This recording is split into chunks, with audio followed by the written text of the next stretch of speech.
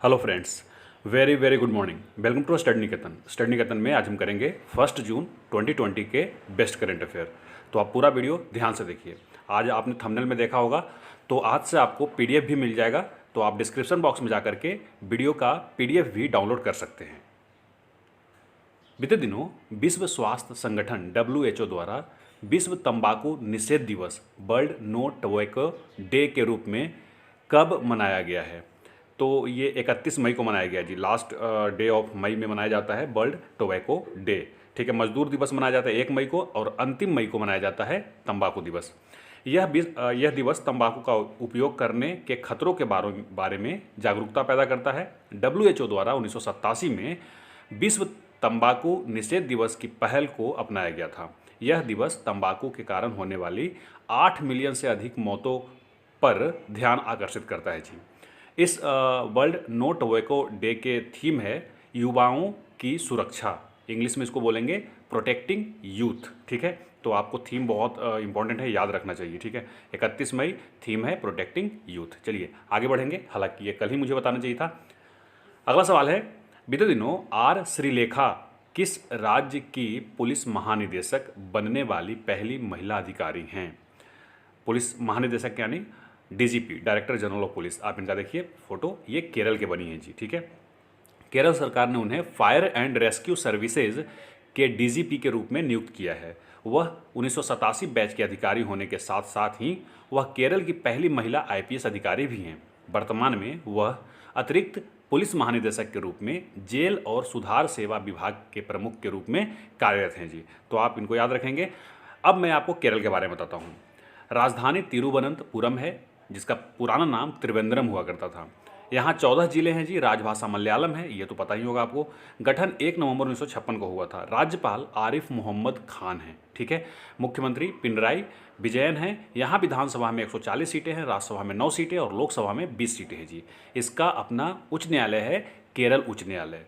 God's on country कहा जाता है इस राज्य को।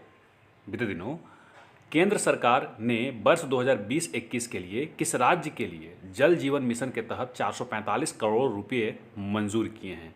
तो ये राज्य छत्तीसगढ़ है जी। ठीक है, केंद्र सरकार ने जल जीवन मिशन पर 3.5 लाख करोड़ रुपए खर्च करने की घोषणा की थी। आपको याद होगा, मोदी जी ने स्वतंत्रता दिवस पे ही बोला था जल जीवन मिशन के बारे में। इस योजना का मुख्य उद्देश्य 2024 तक सभी घरों को पाइप के जरिए पानी पहुंचाने का लक्ष्य रखा गया है जी। ये जल शक्ति मंत्रालय के अंतर्गत आता है। जल शक्ति मंत्रालय आपको पता है, इसमें 3 डिपार्टमेंट होते हैं ना, river development, Ganga rejuvenation, water resource. ये सब अब पहले यही मिनिस्ट्री हुआ करता था, अब ये डिपार्टमेंट हो गया है। माननीय श्री गजेंद्र सिंह शेखावत जी इसके मंत्री हैं, और राज्य मंत्री हैं श्री रतन लाल कटारिया।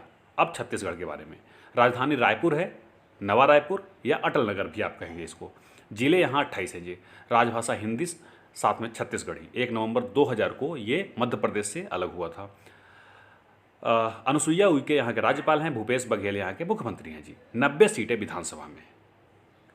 बीते दिनों किस मंत्रालय ने न्यूनतम समर्थन मूल्य यानी मिनिमम सपोर्ट प्राइस के 23 अतिरिक्त लघु वन उपज यानी माइनर फॉरेस्ट प्रोड्यूस को सूची में शामिल करने की घोषणा की है? तो आप बताइए। ये जनजातीय मामलों के मंत्रालय ने किया है जी।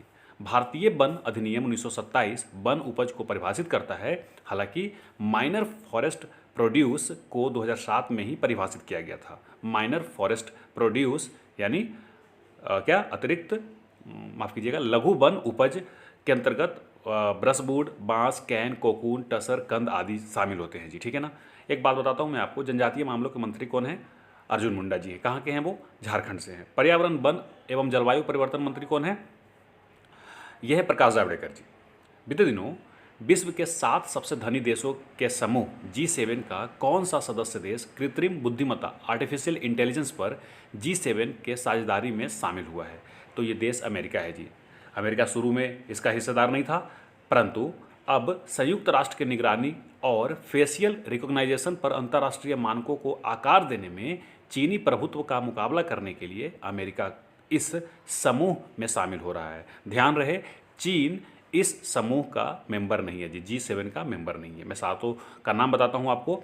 America, Britain, France, Italy, Canada, Japan और जर्मनी। बिल्कुल आपको याद होना चाहिए ये।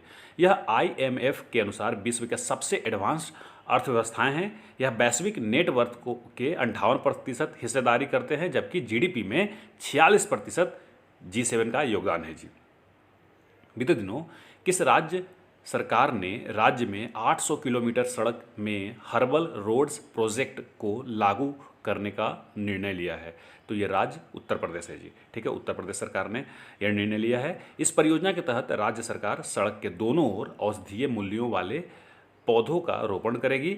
इस औषधीय पेड़ पौधों में नीम, पीपल, सहजन आदि शामिल होंगे। ठीक है, यह पौधे औषधियों के लिए कच्चा माल प्रदान करेंगे और भूमि के कटाव को रोकने में भी मदद करेंगे। वैसे आपको पता ही होगा कि सॉइल एरोजन को रोकता है पेड़ पौधे जो लगाते हैं हम। ठीक है, चलिए अब उत्तर प्रदेश के बारे में भी जानेंगे। राजधानी लखनऊ है। सबसे ज़्यादा देश में किसी भी राज्य में जिले हैं तो यही है राज्य उत्तर प्रदेश। यहाँ 75 जिले हैं जी। राज्यपाल आनंदीबेन पटेल हैं, जो कभी गुजरात के मुख्यमंत्री हुआ करती थी। मुख्यमंत्री योगी आदित्यनाथ जी हैं। उप मुख्यमंत्री यहाँ 2 हैं, केशव प्रसाद मौर्य और दिनेश शर्मा। यहाँ बाई कैमरल लेजिस्लेटिव है, यानी कि द्विसदनात्मक लेजिस्लेटिव काउंसिल है। यहाँ पर वहाँ 100 सीटें हैं, 404 सीटें MLA यानी कि लेजिस्लेटिव असेंबली में है। बीते दिनों वर्ल्ड एथलेटिक्स के एंटी डोपिंग निकाय वाडा द्वारा भारत की लंबी दूरी की धाविका किरणजीत कौर पर कितने साल का बैन लगा दिया है? तो इनका फोटो देखिए, इन पर 4 साल का बैन लगा दिया है जी वाडा ने। वाडा के बारे में मैं बात करूंगा। उन पर लगा प्रतिबंध 15 दिसंबर 2019 से लागू होगा, जो कंपटीशन सैंपल कलेक्शन की तारीख है। इससे पहले उन्हें 26 फरवरी को विश्व एथलेटिक्स द्वारा अंतिम रूप से निलंबित कर दिया गया था। मैंने उस समय ही बताया था। चलिए अब वाडा के बारे में बताता हूँ मैं आपको। वाडा यानी वर्ल्ड एंटी डोपिंग एजेंसी, जिसका मोटो प्ले ट्रू है। ठीक है, फाउंडर इसके डिक पाउंड थे और 10 नवंबर 1999 को इसका फॉर्मेशन हुआ था। एंटी डोपिंग इन स्पोर्ट्स इसका पर्पस है। मॉन्ट्रियल कनाडा में इसका हेडक्वार्टर है जी। लैंग्वेज इंग्लिश और फ्रेंच चलता है। बिटोल्ड पांका इसके प्रेसिडेंट है। बीते दिनों किसे JP मॉर्गन साउथ एशिया और साउथ ईस्ट एशिया का नया अध्यक्ष बनाए जाने की घोषणा की गई है? तो इनका नाम है लियो पुरी। इनका फोटो देखिए, यही है लियो पुरी और ये कल्पना मोरपारिया के स्थान लेंगे। ठीक है, जिनको 2021 के पहले क्वार्टर में उनके अध्यक्ष का कार्यकाल समाप्त हो जाएगा। लियो पुरी इससे पहले UTI म्यूचुअल फंड के मुख्य कार्यकारी अधिकारी यानी CEO के रूप में काम कर चुके हैं। JP मॉर्गन साउथ एशिया और साउथ ईस्ट एशिया ने मुरली मैया को मुख्य कार्यकारी अधिकारी यानी CEO बनाने की घोषणा की है। वर्तमान में CEO कौन है? Jamie Dimon. ठीक है, बाद में बन जाएंगे मुरली मैया। आगे बढ़ेंगे। बीते दिनों किसे फ्रांसीसी टेक्नोलॉजी प्रमुख कैप जेमिनी समूह का नया मुख्य कार्यकारी अधिकारी यानी CEO नियुक्त किया गया है? तो इनका नाम एमान इज्जत है। ठीक है, आप इनका फोटो देखेंगे। उन्होंने वर्तमान मुख्य कार्यकारी अधिकारी पॉल हेरमेलिन की जगह ली है, जो बोर्ड के अध्यक्ष के रूप में अपनी सेवाएं जारी रखेंगे। मतलब वो CEO नहीं रहेंगे, वो अध्यक्ष सिर्फ रहेंगे।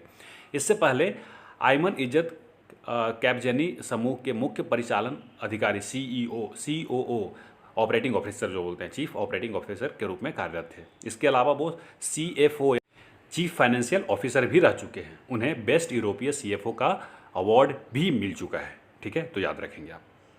बीते दिनों अंतर्राष्ट्रीय ओलंपिक समिति IOC ने किस भारतीय को ओलंपिक चैनल कमीशन का सदस्य चुना गया है? तो ये हैं नरेंद्र बत्रा। आप इनको जानते होंगे, फोटो से ही जानिए। ये भारतीय ओलंपिक संघ के अध्यक्ष हैं और साथ ही अंतर्राष्ट्रीय हॉकी महासंघ के अध्यक्ष भी हैं जी, प्रमुख भी हैं। तो आप दोनों याद रखेंगे। अब ये IOC में भी पहुंच गए हैं। चलिए IOC के बारे में भी जान जाते हैं फटाफट। IOC यानी इंटरनेशनल ओलंपिक कमेटी, जिसका फॉर्मेशन 23 जून 1894 को हुआ था। इसका हेडक्वार्टर लॉसान है, स्विट्जरलैंड में है जी। यहाँ का ऑफिशियल लैंग्वेज भी फ्रेंच और इंग्लिश ही है। प्रेसिडेंट थॉमस बैक हैं और डायरेक्टर जनरल इसके हैं क्रिस्टोफर डी कीपर। तो आप याद रखेंगे इसको। बीते दिनों किसने अपने 2.6 मिलियन शेयरधारकों के राइट इशूज़ से जुड़े मुद्दों को संबोधित करने के लिए व्हाट्सएप चैटबॉट लॉन्च किया है? तो ये रिलायंस इंडस्ट्रीज लिमिटेड ने किया है जी, RIL ने। ठीक है ना, आपको पता है कि रिलायंस इंडस्ट्रीज लिमिटेड के अध्यक्ष और मैनेजिंग डायरेक्टर यानी CMD मुकेश धीरूभाई अंबानी है जी। चलिए, राइट इशूज क्या है? यह स्टॉक एक्सचेंज में सूचीबद्ध कंपनी पूंजी जुटाने के लिए राइट इशूज लाती है। ठीक है, इसके तहत कंपनियां अपने मौजूदा शेयरधारकों को ही अतिरिक्त शेयर खरीदने को मंजूरी देती है। शेयरधारक कंपनी की ओर से तय अवधि में ही राइट इशूज के तहत शेयर खरीद सकते हैं। राइट इशूज के तहत शेयर धारक एक निश्चित अनुपात में ही शेयर खरीद सकते हैं जिसे कंपनी तय करती है। बीते दिनों फिच रेटिंग एजेंसी द्वारा जारी ग्लोबल इकोनॉमिक आउटलुक में वित्त वर्ष 2021 में भारत की जीडीपी विकास दर कितने प्रतिशत तक गिरने का अनुमान लगाया है। तो इन्होंने 5% बताया है जी फिच ने। ठीक है, फिच अमेरिकी एक रेटिंग एजेंसी है, जबकि इन्होंने वैश्विक 2020 में वैश्विक जीडीपी 4.6% तक गिरने का अनुमान भी लगाया है। साथ ही S&P मतलब स्टैंडर्ड एंड पूल ने भी 2021 में भारत के जीडीपी विकास दर को 5% गिरने का ही अनुमान लगाया है। यह संयोग है। फिच रेटिंग का हेडक्वार्टर न्यूयॉर्क में है जी, और न्यूयॉर्क कहाँ है, यूएसए में। इसका सीईओ पॉल टेलर हैं। 1914 में यह कंपनी बनी थी जॉन नॉले फिच के द्वारा। अब जवाब लेंगे सवाल 403 के। बीते दिनों किस देश के मार्कोस ट्राइजो को न्यू डेवलपमेंट बैंक यानी एनडीबी का अगला अध्यक्ष चुना गया है। तो मार्कोस ट्राइजो कहाँ, ब्राज़ील के हैं जी। आपने सही आंसर किया है। ठीक है, ऐसे आंसर करते रहिए। जैसा कि मैंने बताया कि एनडीबी यानी कि ये ब्रिक्स बैंक भी कहलाती है, और सांघाई में इसका हेडक्वार्टर है जी। अभी तक केवी कामत इसके अध्यक्ष थे, अब ये बन जाएंगे। ठीक है ना। और चीन, रूस, ब्राज़ील, दक्षिण अफ्रीका के अलावा भारत भी इसका सदस्य देश है। 5 कुल हैं ब्रिक्स में। चलिए आगे बढ़ेंगे और आज का सवाल लेंगे, सवाल 404। बीते दिनों किस राज्य सरकार ने प्रवासी श्रमिकों की सहायता के लिए रोजगार सेतु योजना लॉन्च की है। उस राज्य के बारे में बताइए और उसके कौन कौन से योजना है ये भी बताइए। अब मुझे दीजिए इजाज़त। नमस्कार।